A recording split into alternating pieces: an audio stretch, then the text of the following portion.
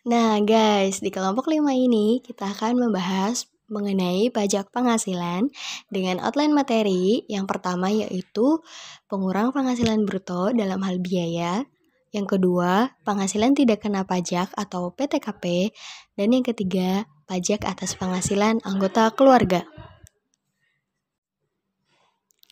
Teman-teman pasti penasaran kan? Apa yang mau kita jelaskan dalam video presentasi ini? Stay tune ya, and happy watching! Pengurangan penghasilan bruto atau biaya. Pengurangan penghasilan bruto yang sering disebut sebagai biaya dalam konteks perpajakan ini merujuk pada pengeluaran-pengeluaran yang diperbolehkan oleh Undang-Undang Pajak Penghasilan untuk dikurangkan dari total penghasilan bruto. Tujuannya adalah untuk menentukan jumlah penghasilan yang akan dikenakan pajak atau penghasilan kena pajak secara lebih akurat. Dasar hukum yang mengatur yang pertama yaitu ada Undang-Undang Nomor 7 Tahun 2021 tentang harmonisasi peraturan perpajakan. Yang kedua, Peraturan Pemerintah Nomor 60 Tahun 2010 tentang zakat atau sumbangan keagamaan yang sifatnya wajib yang dapat dikurangkan dari penghasilan bruto. Yang ketiga, Peraturan Menteri Keuangan Nomor 81/PMK03/2009 tentang pembentukan atau penumpukan dana cadangan yang boleh dikurangkan sebagai biaya. Yang keempat yaitu Peraturan Direktur Jenderal Pajak Nomor Per/22/PJ/2010 tentang pencabutan keputusan Direktur Jenderal Pajak Nomor KEP 238/PJ/21 tentang penghapusan piutang yang nyatanya tidak dapat ditagih. Yang kelima, Surat Edaran Direktur Jenderal Pajak Nomor SE/27/PJ22/1966 tentang biaya entertainment dan sejenisnya. Biaya-biaya yang dapat dikurangkan pada Undang-Undang Pajak Penghasilan Pasal 6. Yang pertama, biaya-biaya yang berhubungan langsung dengan kegiatan usaha yang penghasilannya merupakan objek pajak. Yang kedua, penyusutan atas pengeluaran untuk memperoleh harta berwujud dan amortisasi atas pengeluaran untuk memperoleh hak dan atas biaya lain yang memiliki masa manfaat lebih dari 1 tahun. Yang ketiga, iuran kepada dana pensiun yang pendiriannya telah disahkan oleh Otoritas Jasa Keuangan. Yang keempat, kerugian karena penjualan atau pengalihan harta yang dimiliki tidak dapat dan menagih dan memelihara penghasilan. Yang kelima, kerugian dari selisih kurs mata uang asing. Yang keenam yaitu ada biaya penelitian dan pengembangan perusahaan yang dilakukan di Indonesia. Yang ketujuh, biaya beasiswa, magang, dan pelatihan dengan memperhatikan kewajaran dan kepentingan perusahaan dengan syarat berhubungan langsung dengan usaha atau kegiatan untuk mendapatkan, menagih, dan memelihara penghasilan.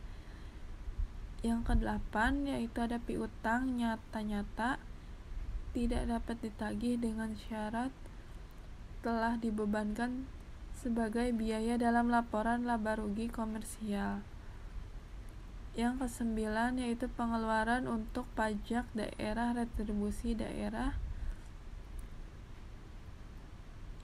Yang ke-10 yaitu ada biaya sumbangan yang terdiri dari sumbangan dalam rangka penanggulangan bencana nasional atau sumbangan dalam rangka penelitian dan pengembangan.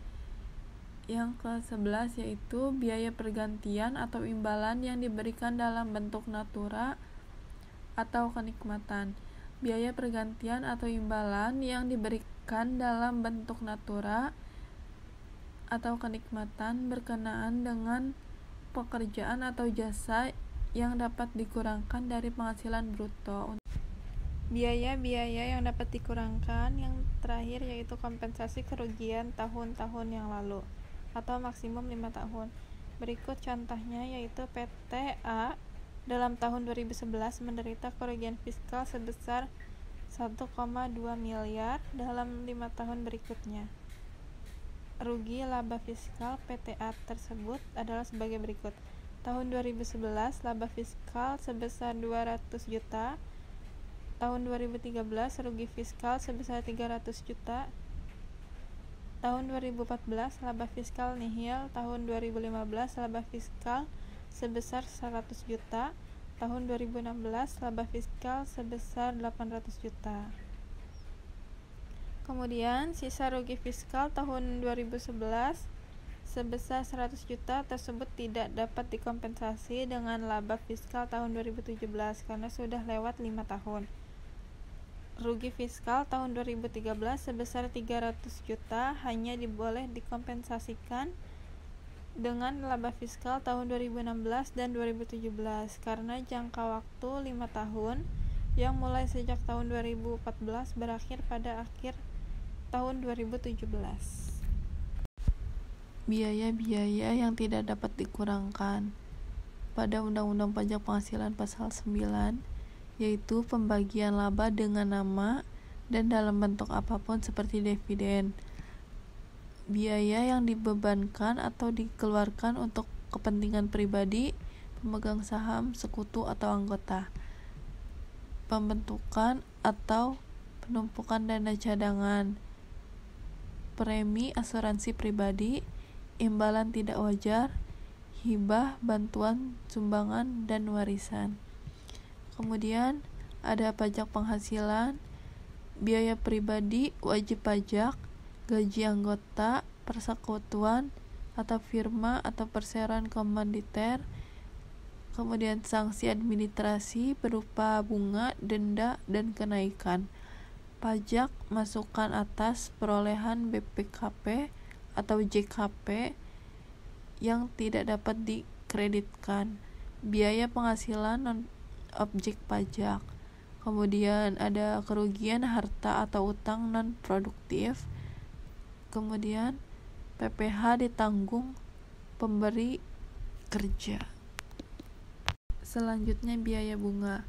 Yang pertama, biaya bunga termasuk premium, diskonto, dan imbalan karena jaminan pengembalian utang dan dapat dikurangkan dari penghasilan bruto. Yang kedua, bunga pinjaman selama masa konstruksi aset dikapitalisasi ke dalam harga perolehan aset hingga konstruksi selesai dan kemudian dibebankan melalui penyusutan atau amortisasi atau diakui saat penjualan barang. Yang ketiga, jika terdapat penempatan deposito atau tabungan yang dananya berasal dari pinjaman berbunga, jika jumlah rata-rata pinjaman sama atau lebih dari jumlah rata-rata deposito, maka seluruh bunga pinjaman tidak dapat dikurangkan. Kemudian, jika jumlah rata-rata pinjaman lebih besar, maka bunga yang didapat dikurangkan adalah bunga atas selisih antara rata-rata pinjaman dan rata-rata deposito atau tabungan. Yang keempat, yang tidak termasuk dalam pengertian deposito atau tabungan, yaitu dana pinjaman yang ditempatkan dalam rekening giro, bunganya dikenakan PPh final. Kemudian deposito atau tabungan yang dipersyaratkan oleh peraturan perundang-undang. Kemudian deposito tabungan yang dananya berasal dari tambahan modal atau sisa laba dari setelah pajak. Biaya entertainment. Biaya entertainment atau jamuan dan sejenisnya dapat dikurangkan sebagai biaya dengan syarat yang pertama, yaitu benar dikeluarkan dan adanya hubungan dengan kegiatan usaha wajib pajak. Yang kedua, dibuatkan daftar nominatif dan dilampirkan dalam SPT tahunan PPh yang memuat nomor urut, tanggal, dan jenis entertainment, nama, tempat, alamat, jumlah dan relasi posisi, nama perusahaan, dan jenis usahanya. selisih kurs mata uang asing pada Undang-Undang Pajak Penghasilan Pasal 4 dan Pasal 6. Yang pertama yaitu ada kerugian selisih kurs merupakan biaya atau deductible expense. Yang kedua, selisih kurs karena fluktuasi. Karena fluktuasi apabila wajib pajak membukukan transaksi yang bersangkutan dengan kurs tetap, maka selisih kurs diakui pada saat terjadi realisasi pembayaran. Yang ketiga yaitu selisih kurs karena kebijakan pemerintah di bidang moneter. Kemudian yang keempat, selisih kurs dibukukan dalam akun sementara di neraca dan pembebanannya dilakukan secara bertahap berdasarkan realisasi pembayaran falas tersebut. Yang kelima yaitu selisih kurs krisis moneter pada tahun 1997, baik dengan sudah direalisir maupun belum, dapat dibebankan sekaligus atau diamortisasi selama 5 tahun. Pembentukan cadangan. Yang pertama, cadangan piutang tetap tagih untuk usaha bank dan badan usaha lain yang menyalurkan kredit, sewa guna usaha dengan hak opsi, perusahaan pembiayaan konsumen, dan perusahaan anjak piutang. Yang kedua, cadangan untuk usaha asuransi yang meliputi cadangan premi tanggungan sendiri dan premi untuk perusahaan asuransi jiwa. Yang ketiga, cadangan penjaminan untuk lembaga penjamin simpanan, yaitu untuk lembaga yang berfungsi menjamin simpanan nasabah yang menyimpan dan turut aktif dan dalam memelihara stabilitas sistem perbankan sesuai dengan kewenangannya. Yang keempat, cadangan biaya reklamasi untuk usaha pertambangan,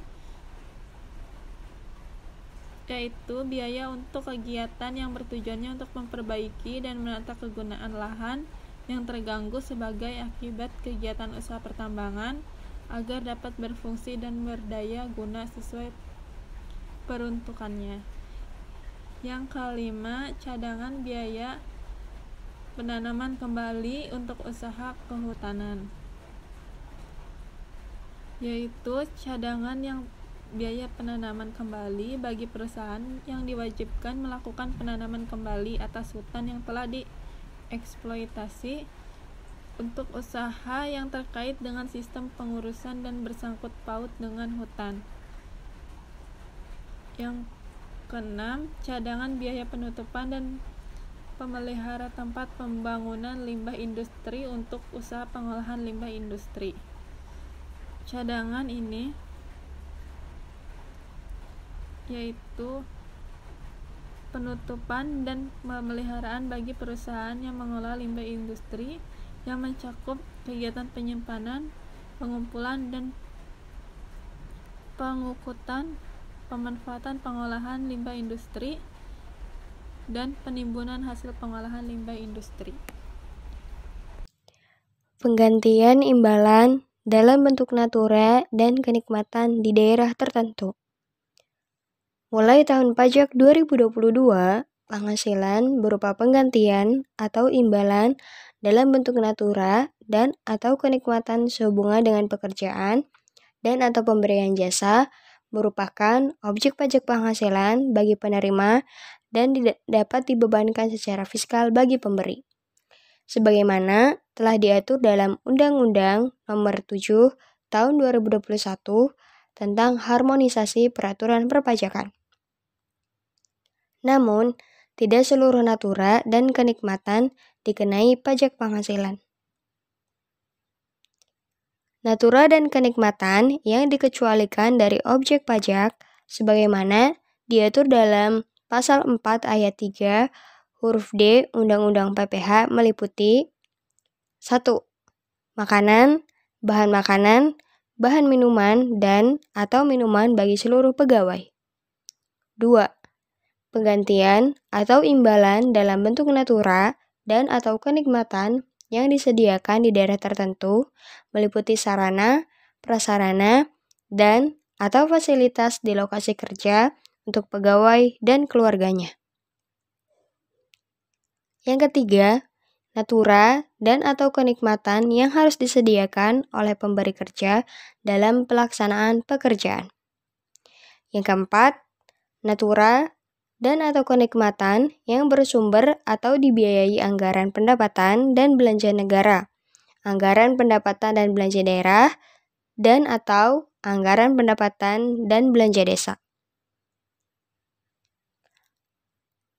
Yang kelima yaitu natura dan atau kenikmatan dengan jenis dan atau batasan tertentu. Biaya pemakaian telepon seluler dan kendaraan perusahaan. Yang pertama yaitu terkait biaya pemakaian telepon seluler. Atas biaya perolehan atau pembelian telepon seluler yang dimiliki dan dipergunakan perusahaan untuk pegawai tertentu karena jabatan atau pekerjaannya, dapat dibebankan sebagai biaya perusahaan sebesar 50% dari jumlah biaya perolehan atau pembelian melalui penyusutan aktiva tetap kelompok 1 sebagaimana dimaksud dalam Keputusan Menteri Keuangan Nomor 520 KMK 4 Tahun 2000 Lampiran 1 Butir 1 huruf C sebagaimana telah diubah dengan Keputusan Menteri Keuangan Nomor 138 KMK 03 Tahun 2002. Selanjutnya yaitu terkait biaya pemakaian kendaraan perusahaan.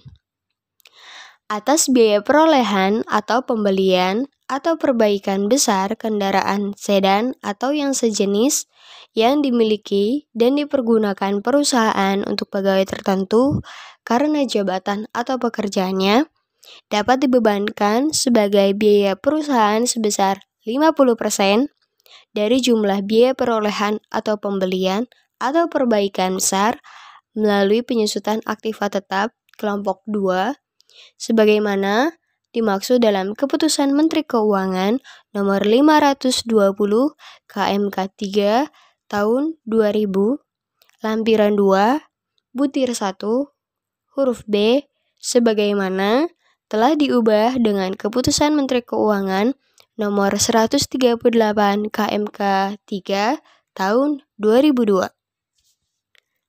Selanjutnya ada pengeluaran atau biaya perolehan perangkat lunak atau software komputer. Atas pengeluaran atau biaya perolehan dan upgrade perangkat lunak komputer berupa program aplikasi umum yang dimiliki dan digunakan untuk mendapatkan, menagih, dan memelihara penghasilan yang dikenakan pajak berdasarkan ketentuan umum Undang-Undang Pajak Penghasilan. Pembebanannya dilakukan sekaligus dalam bulan pengeluaran. Selanjutnya yaitu zakat. Kriteria zakat sebagai pengurang penghasilan bruto. Zakat dalam hal ini merupakan zakat atas penghasilan yang dibayarkan oleh wajib pajak orang pribadi yang memeluk agama Islam atau wajib pajak badan yang dimiliki oleh pemeluk agama Islam kepada badan amil zakat atau lembaga amil zakat yang dibentuk atau disahkan oleh pemerintah. Lembaga tersebut dibentuk berdasarkan undang-undang yang mengatur tentang pengelolaan zakat dan perubahannya. Daftar badan atau lembaga amil zakat dapat dilihat pada lampiran Peraturan Direktur Jenderal Pajak Nomor per 15 PJ tahun 2022. Selanjutnya yaitu pajak masukan. Teman-teman pasti bertanya, apa sih pajak masukan itu? Pajak masukan adalah pajak yang telah dipungut oleh pengusaha kena pajak atau PKP pada saat pembelian barang atau jasa kena pajak dalam masa pajak tertentu. Pajak yang dapat dikurangkan dari penghasilan bruto adalah pajak-pajak selain PPh atau pajak penghasilan, sepanjang digunakan untuk 3M penghasilan yang termasuk objek pajak PPh non-final. Contohnya adalah PBB, atau pajak bumi dan bangunan, bea masuk, pajak dan retribusi daerah atau PDRD, dan BPHTB. Nah, teman-teman, pajak masukan sendiri yaitu terbagi menjadi pajak masukan yang dapat dikreditkan dan pajak masukan yang tidak dapat dikreditkan. Dalam hal pengurang penghasilan bruto, yang dapat diakui yaitu pajak masukan yang tidak dapat dikreditkan. Apa sih kriterianya? Nah, yang pertama itu pajak masukan yang tidak berkaitan dengan kegiatan usaha. Yang kedua, pajak masukan yang faktur pajaknya tidak memenuhi ketentuan atau dianggap faktur pajak cacat. Selanjutnya, ada pajak masukan terkait penyerahan yang PPN-nya dibebaskan atau dengan kode faktur pajak 08. Contohnya yaitu transaksi terkait sembako. Yang keempat, ada pajak masukan terkait penyerahan PPN besaran tertentu. Dan yang kelima, pajak masukan yang tercantum dalam faktur pajak pedagang eceran. Nah, pengurang penghasilan bruto yang selanjutnya yaitu ada imbalan bunga yang diterima wajib pajak. Imbalan bunga diberikan kepada wajib pajak dalam hal terdapat: yang pertama, keterlambatan pengembalian kelebihan pembayaran pajak sebagaimana dimaksud dalam pasal 11 ayat 3 Undang-Undang KUP. Yang kedua, keterlambatan penerbitan surat ketetapan pajak lebih bayar atau SKPLB sebagaimana dimaksud dalam pasal 17B ayat 3 Undang-Undang KUP. Yang ketiga, kelebihan pembayaran pajak sebagaimana dimaksud dalam pasal 17B ayat 4 Undang-Undang KUP. Yang keempat, kelebihan pembayaran pajak karena pengajuan keberatan, permohonan banding, atau permohonan peninjauan kembali dikabulkan sebagian atau seluruhnya sebagaimana dimaksud dalam pasal 27A ayat 1 Undang-Undang KUP. Yang kelima, kelebihan pembayaran pajak karena surat keputusan pembetulan, surat keputusan pengurangan ketetapan pajak, atau surat keputusan pembatalan ketetapan pajak atas surat ketetapan pajak atau surat tagihan pajak mengabulkan sebagian atau seluruhnya sebagaimana dimaksud dalam pasal 27A ayat 1A Undang-Undang KUP. Yang keenam, kelebihan pembayaran sanksi administrasi berupa denda pasal 14 ayat 4 dan atau bunga pasal 19 ayat 1 karena surat keputusan pengurangan sanksi administrasi atau surat keputusan penghapusan sanksi administrasi akibat diterbitkan surat keputusan keberatan, putusan banding, atau putusan peninjauan kembali yang mengabulkan sebagian atau seluruhnya sebagaimana dimaksud dalam pasal 27A ayat 2 Undang-Undang KUP. Selanjutnya, yaitu ada dividen terselubung dan saham bonus. Teman-teman pasti bertanya, apa itu dividen terselubung dan apa itu saham bonus?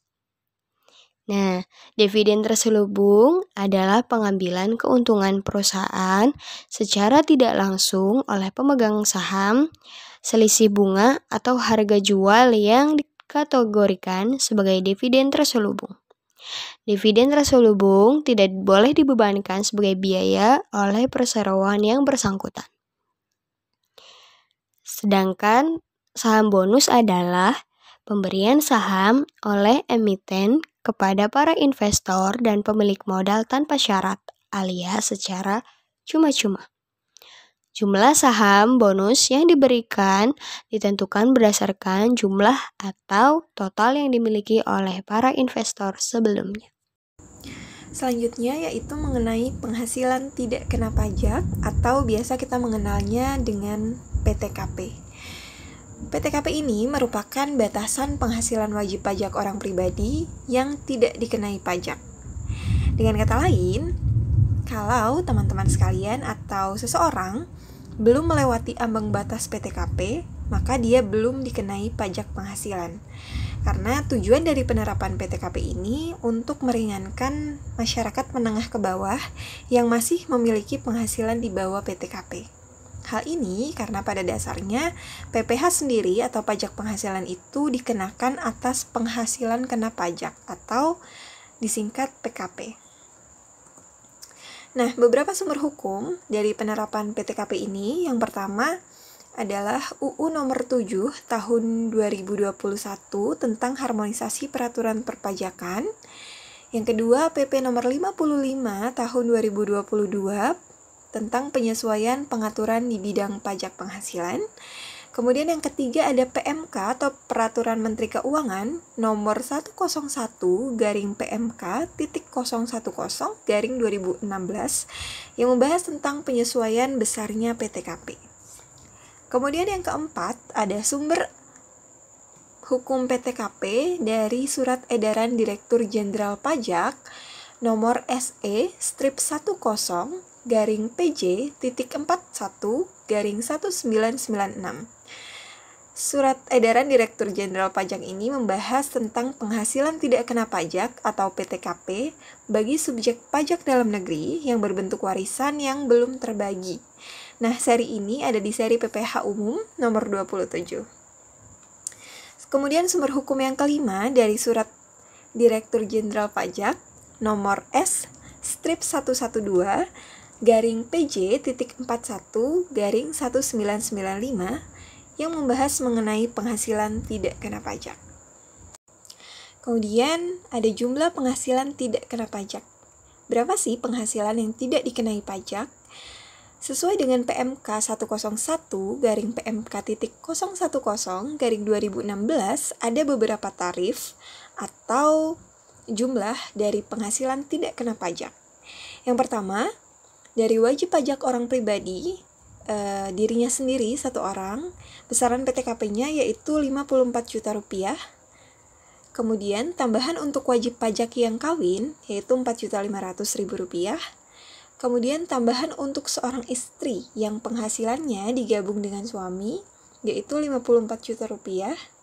Dan yang terakhir, tambahan untuk setiap anggota keluarga sedarah dan semenda dalam garis keturunan lurus serta anak angkat yang menjadi tanggungan sepenuhnya paling banyak 3 orang untuk setiap keluarga dengan tambahan Rp4.500.000 per anak atau per tanggungan.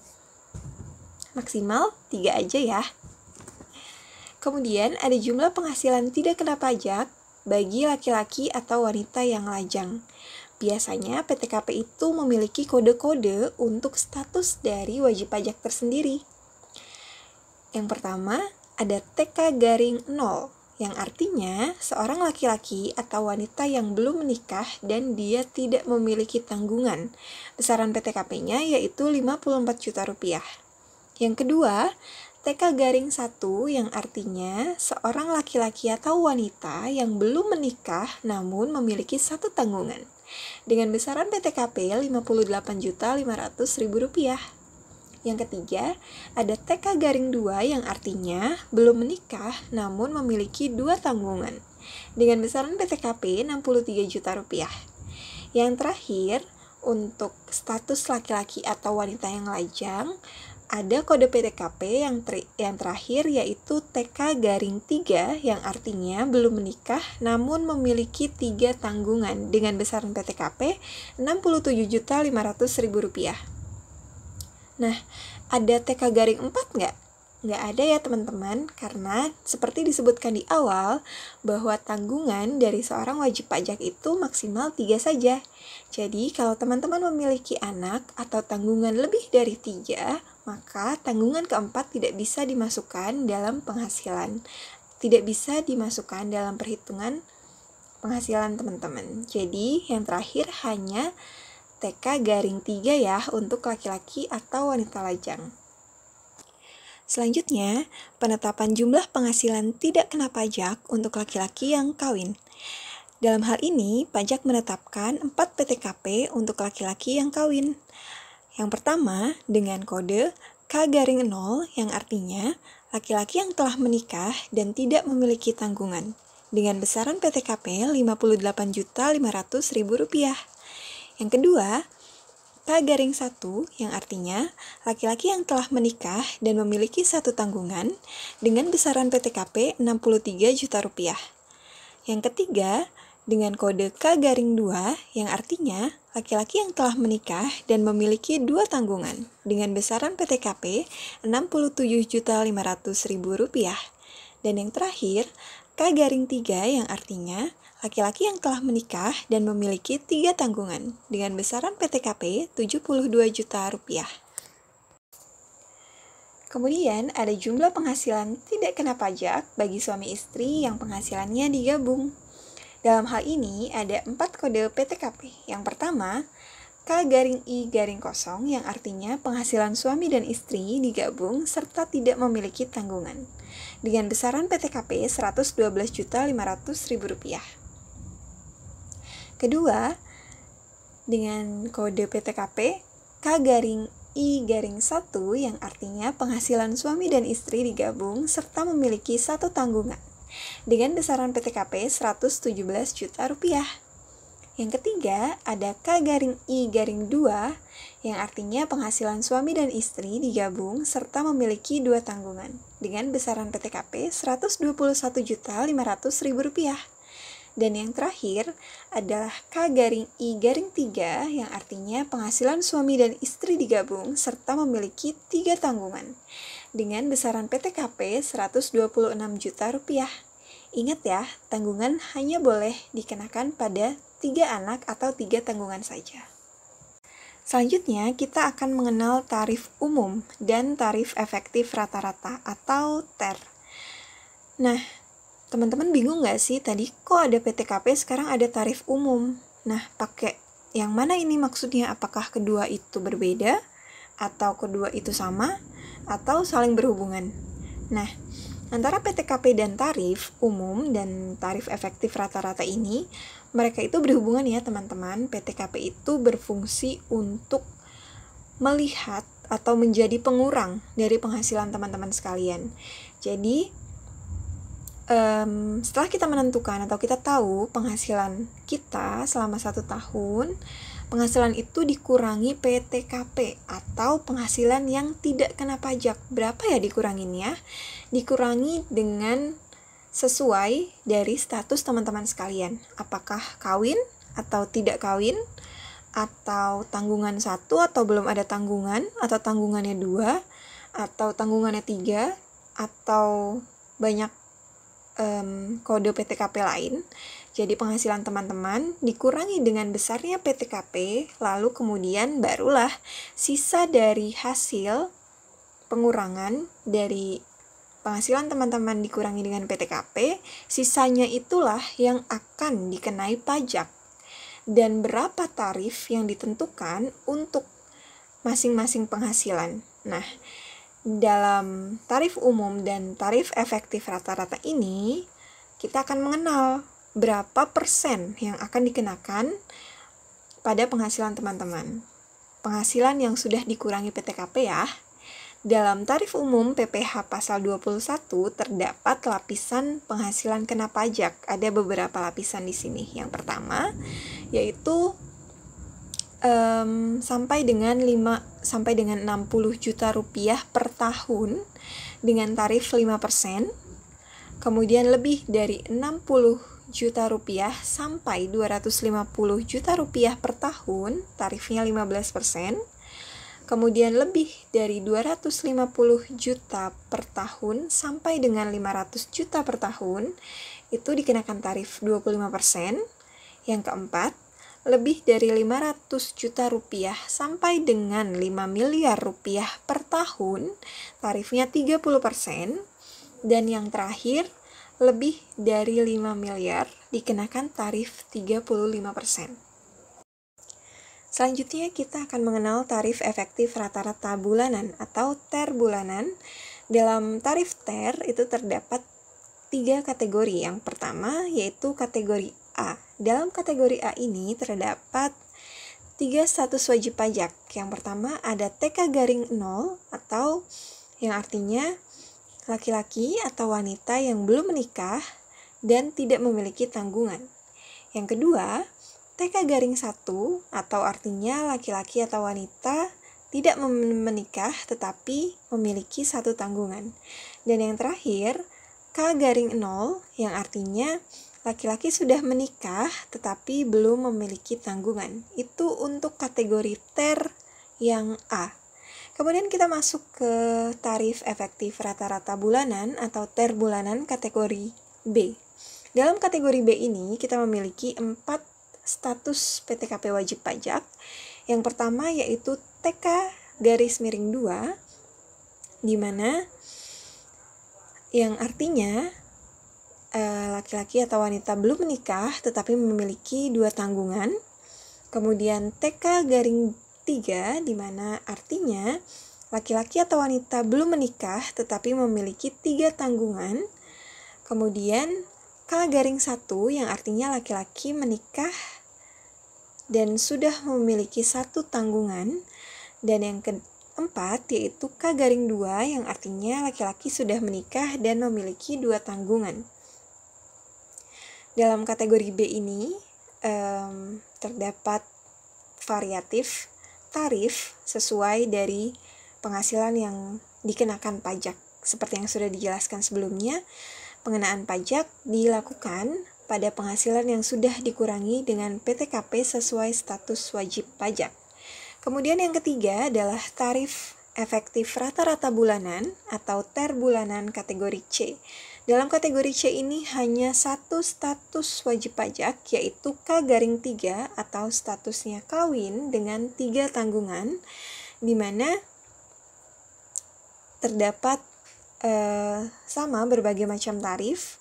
Dalam hal ini terdapat tabelnya ya, jadi kita bisa menyesuaikan berapa penghasilan yang kena pajak, kemudian disesuaikan dengan tarif yang ada.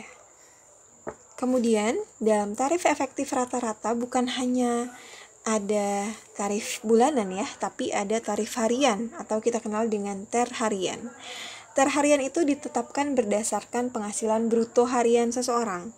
Jadi jika penghasilannya tidak diterima secara harian, dasar penerapan yang digunakan adalah jumlah rata-rata penghasilan sehari, yaitu rata-rata upah mingguan, upah satuan, atau upah borongan untuk setiap hari kerja yang digunakan. Penghasilan bruto harian ini terdapat 2 tarif. Yang pertama yaitu sampai dengan 450.000 per hari dengan tarif 0%, dan tarif lebih dari 450.000 sampai dengan 2.500.000 rupiah per hari dikenakan tarif 0,5%. Kemudian kita masuk kepada penentu besarnya PTKP. PKP orang pribadi menurut Surat Dirjen Pajak nomor S-112-PJ.41-1995, di mana penghasilan neto dikurangi dengan penghasilan tidak kena pajak atau PTKP untuk diri sendiri, tambahan untuk yang kawin, dan tambahan untuk setiap anggota keluarga, sedarah, dan keluarga semenda dalam garis keturunan lurus, serta anak angkat yang sudah menjadi tanggungan sepenuhnya, dan maksimal hanya 3 orang saja, seperti yang sudah dijelaskan di awal pembahasan tentang PTKP tadi. Baik, kemudian pasti kita bertanya-tanya, maksud dari keluarga sedarah dan semenda itu apa? Jadi yang menjadi tanggungan menurut penjelasan pasal 7 ayat 2 Undang-Undang Pajak Penghasilan, anggota keluarga sedarah yaitu pertalian keluarga yang terikat karena hubungan darah dalam garis lurus keturunan atau keturunan lurus yang menjadi tanggungan sepenuhnya, yaitu meliputi orang tua dan anak kandung. Kemudian anggota keluarga semenda atau pertalian keluarga yang diakibatkan karena perkawinan dalam garis keturunan lurus yang menjadi tanggungan sepenuhnya, seperti mertua atau anak tiri. Dan yang terakhir yaitu anak angkat yang menjadi tanggungan sepenuhnya. Kemudian kita akan membahas tentang PTKP atas warisan menurut Undang-Undang Pajak Penghasilan pasal 7 ayat 1 JO SE strip 10 PJ.41 1996, di mana terdapat 2 poin peraturan. Yang pertama, Penghasilan dari warisan yang belum terbagi pada prinsipnya merupakan hak dan dapat dibagikan kepada para ahli waris yang berhak. Dan penghasilan tersebut harus digunggungkan dengan penghasilan lainnya yang diterima atau diperoleh masing-masing oleh ahli waris. Yang kedua, oleh karena dalam menghitung pajak penghasilan atau penghasilan kena pajak masing-masing ahli waris telah memperoleh pengurangan berupa PTKP, maka dalam menghitung penghasilan kena pajak atas penghasilan yang berasal dari warisan yang belum terbagi, tidak diberikan pengurangan berupa PTKP.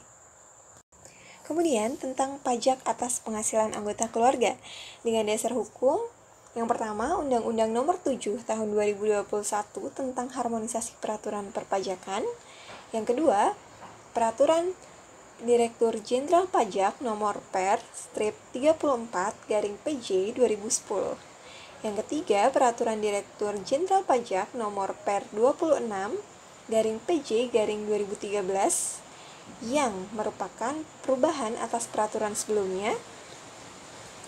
Kemudian ada Peraturan Jenderal Pajak Nomor Per/19/PJ/2014 yang merubah dari Peraturan Direktur Jenderal Pajak sebelumnya. Kemudian yang kelima ada Peraturan Direktur Jenderal Pajak Nomor Per/36/PJ/2015 dan yang terakhir ada Peraturan Direktur Jenderal Pajak Nomor Per/30/PJ/2017 tentang perubahan keempat atas Peraturan Direktur Jenderal Pajak sebelumnya, yaitu nomor Per/34/PJ/2010. Kemudian ada ketentuan khusus PTKP wanita. Yang pertama, untuk wanita yang lajang. Jadi pada dasarnya PTKP untuk wanita lajang itu sama ya seperti PTKP laki-laki lajang atau yang belum menikah. Idealnya untuk orang yang belum nikah atau yang lajang, maka dia hanya menanggung biaya hidupnya sendiri, sehingga PTKP-nya itu untuk dirinya sendiri. Tapi dalam prakteknya itu tidak menutup kemungkinan bahwa wanita yang lajang itu harus menanggung biaya hidup keluarganya, sehingga meskipun lajang, wanita tersebut diperbolehkan untuk menambah tanggungan pada komponen PTKP-nya.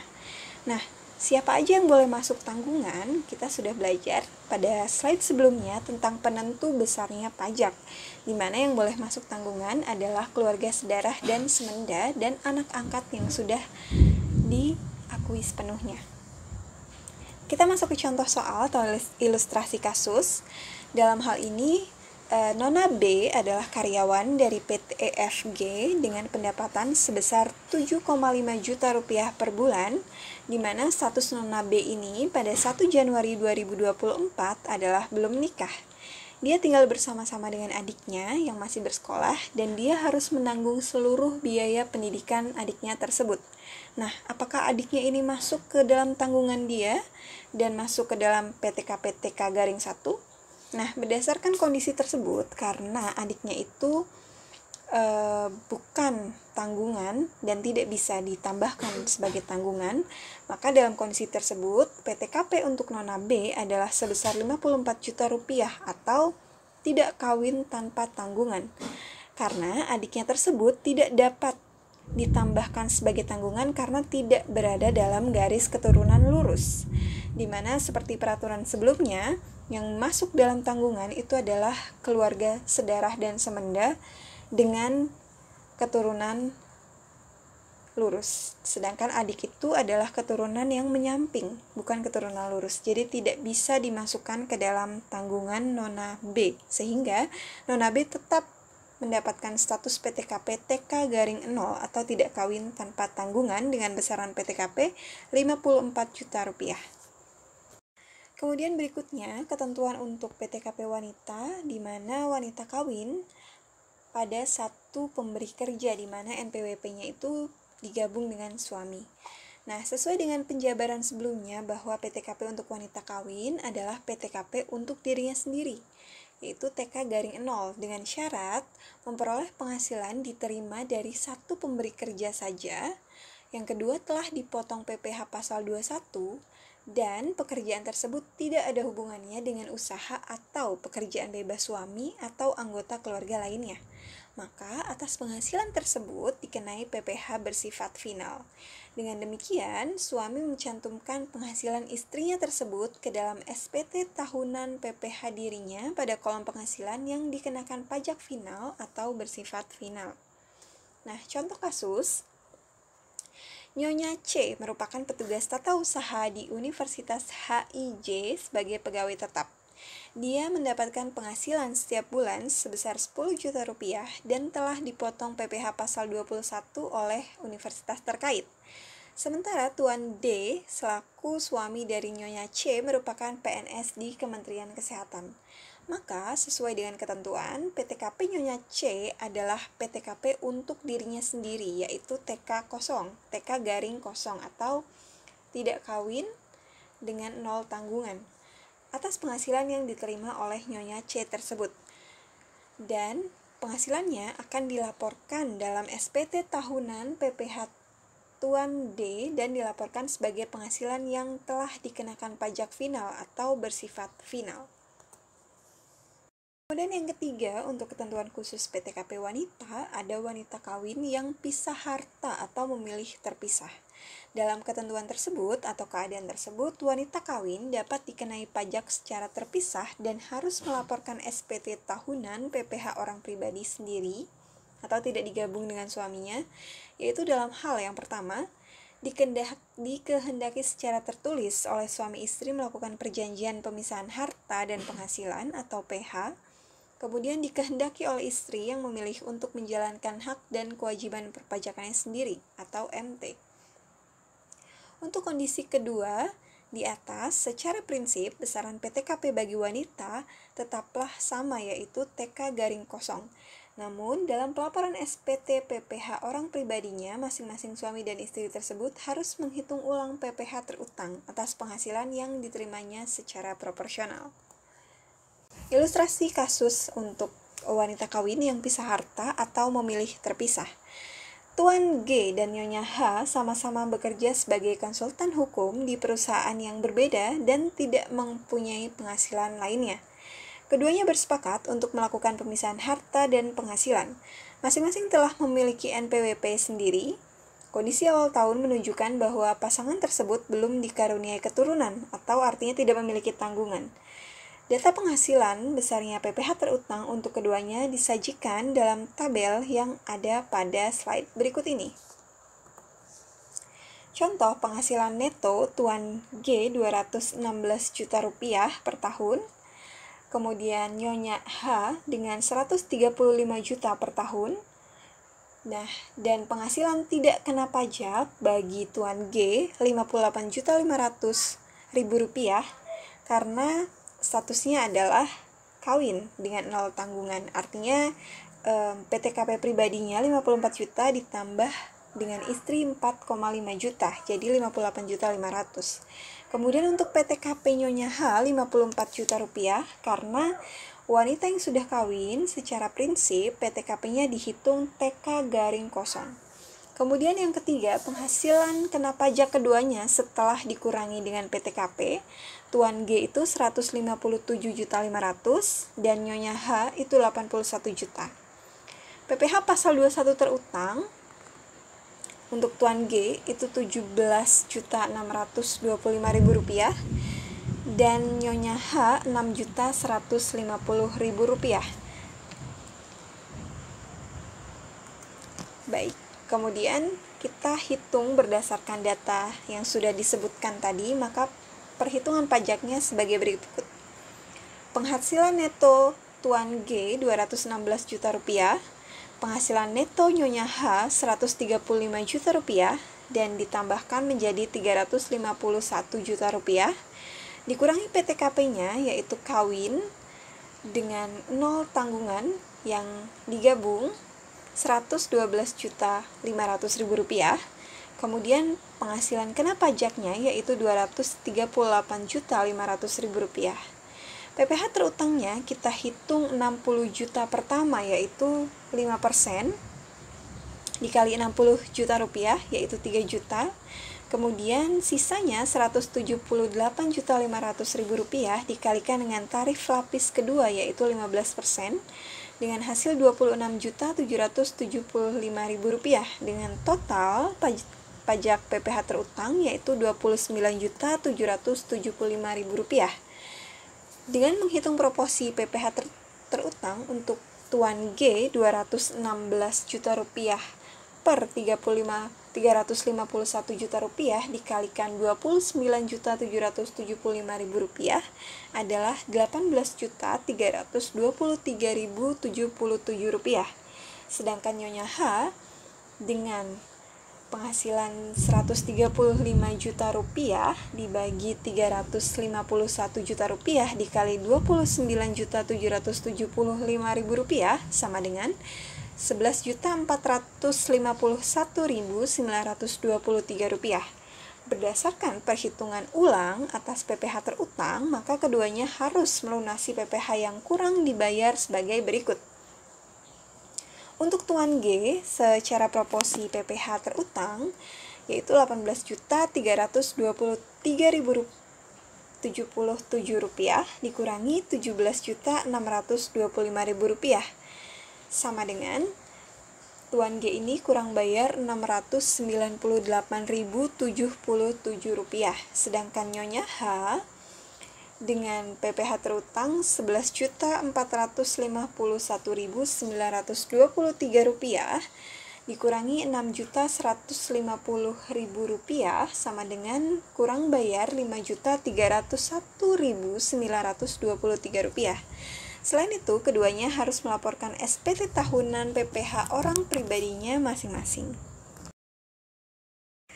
Kemudian yang terakhir adalah membahas tentang penghasilan anak yang belum dewasa. Menurut Undang-Undang Pajak Penghasilan Pasal 8 Ayat 4, penghasilan anak yang belum dewasa dari manapun sumber penghasilannya dan apapun sifat pekerjaannya digabung dengan penghasilan orang tuanya, kecuali penghasilan dari pekerjaan yang tidak ada hubungannya dengan usaha orang yang mempunyai hubungan istimewa.